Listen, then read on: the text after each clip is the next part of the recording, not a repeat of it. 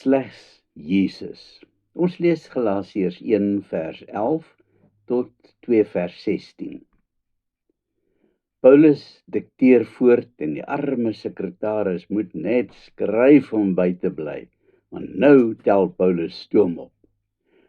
Ek wil hê julle moet weet, broers, dat die evangelie wat deur my verkondig is, nie 'n menslike saak is nie, want ek het dit nie of van 'n mens ontvang of geleer nie, maar wel deur 'n openbaring van Jesus Christus. Nou flits Paulus se gedagtes weer terug na daardie dag naby Damaskus.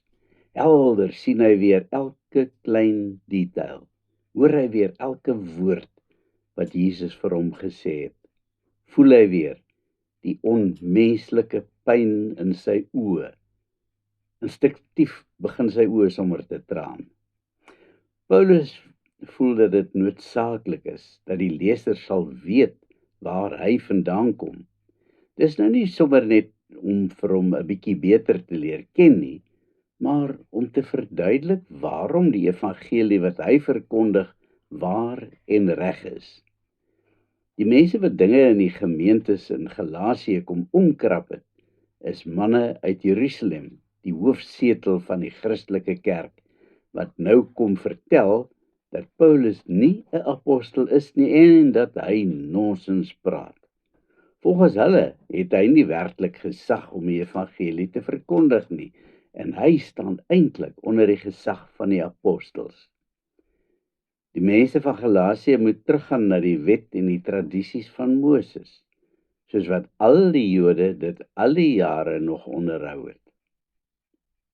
Skryf, sê hy vir die sekretaris, julle het immers gehoor hoe ek vroeër volgens die Joodse godsdiens geleef het, dat ek die kerk van God tot die uiterste vervolg en het probeer vernietig het, en dat ek in die uitlewing van die Joodse godsdiens baie van my tydgenote in my volk oortref het, deurdat ek my soveel meer beywer het vir die tradisies van my voorvaders. Maar dan kry Paulus 'n glimlag, terwyl die sekretaris moet skryf dat die bissies bewe. Hy dink aan God se groot genade oor hom, en dat die Here hom al voor sy geboorte vir hom uitverkies het om sy kind te wees en die evangelie aan heidene nasies te gaan verkondig. Trane van dankbaarheid stroom oor Paulus se wange as hy terugdink aan hoe wreed hy die gelowiges vervolg het, maar dat die Here ten spyte daarvan hom steeds wou gebruik in sy diens. Dalk moet ek vir hulle sê dat ek oorspronklik nooit eers die ander apostels ontmoet het nie, buiten nou vir Petrus en Jesus se broer Jakobus, dink Paulus. Hy het vir 2 weke by Petrus gebly, en dit was vir hom 'n wonderlike leerskool, want hierdie fenomenale man het in daai tyd so baie kennis met hom gedeel. Nie teologiese kennis nie, maar sy ondervindinge saam met Jesus.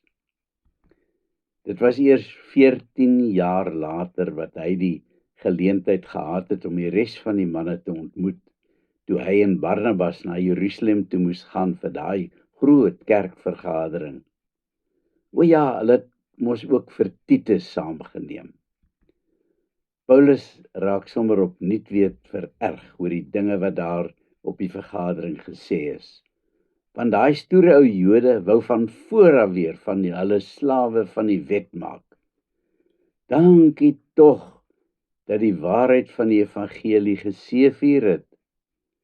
Hoe heerlik was dit nie, toe Petrus hom die hand gegee het as teken dat hulle medewerkers is vir die evangelie. Paulus en Barnabas sou in die vervolg op die heidene konsentreer, terwyl Petrus hulle die Jode sou bearbei.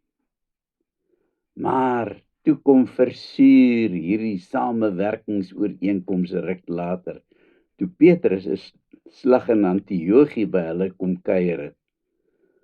Aanvanklik het dit baie goed gegaan en Petrus het heerlik met die heidene gemeng en alles saam gedoen, selfs saam geëet. Maar toe daar weer 'n paar van Jakobus se mense uit Jerusalem aankom, draai Petrus net daarom en hy word weer 'n ras-egte Jood. Neus in die lug, wou hy nie eers meng met die ander nie. Hy onttrek hom totaal. Hy was vrek bang dat die manne uit Jerusalem hom dalk sou verwerp. En daar beïnvloed hy toe selfs vir ou Barnabas. Paulus was tot in sy siel geskok oor Petrus se huichelaarry. Hy moes hom net eenvoudig daaroor voorstok kry, voordat hy te veel skade aanrig in die gemeente. Daai dag het hy baie hard met Petrus gepraat oor hierdie netelige saak. Dankie tog dat Petrus tot besinning gekom het. Miskien moet ek tog vir die gemeente skryf van hierdie insident, dink Paulus, want dit bevestig dat hierdie dwaalleraars hulle verkeerde dinge probeer wysmaak. Paulus dink 'n bietjie na. Hy moet dit ook vir die Galasiërs onomwonde stel dat hy wel 'n Jood is van geboorte en dus deel van God se volk, maar dat dit hom steeds niks gehelp het nie. Jy kan tog nie die vryspraak kry deur die wet van Moses te onderhou nie. Daar's slegs een manier om vryspraak te kry, en dit is om in Jesus Christus te glo. Die wet kan vir niemand vryspraak gee nie. Dit moet die mense baie duidelik verstaan. Ons wil amper vandag vra of hierdie dinge dan nog steeds relevant is. Ons leef nie meer in 'n Joodse agtergrond nie. Inderdaad, daar is steeds vandag baie sogenaamde kerkmense wat dink dat hulle die vryspraak kan verwerf deur die regte dinge te doen, soos Bybel lees, bid, kerk toe gaan ensovoorts. Al hierdie dinge is baie edel. Dis noodsaaklik vir die gelowige se lewe. Kan dit jou steeds nie in die hemel bring nie. Slegs geloof in Jesus kan. Jy, glo jy? Het jy 'n verhouding met Jesus?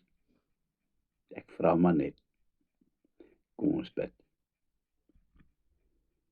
Here Jesus, baie dankie vir u groot genade, dat u my ook gered het deur u seun Jesus Christus. Amen.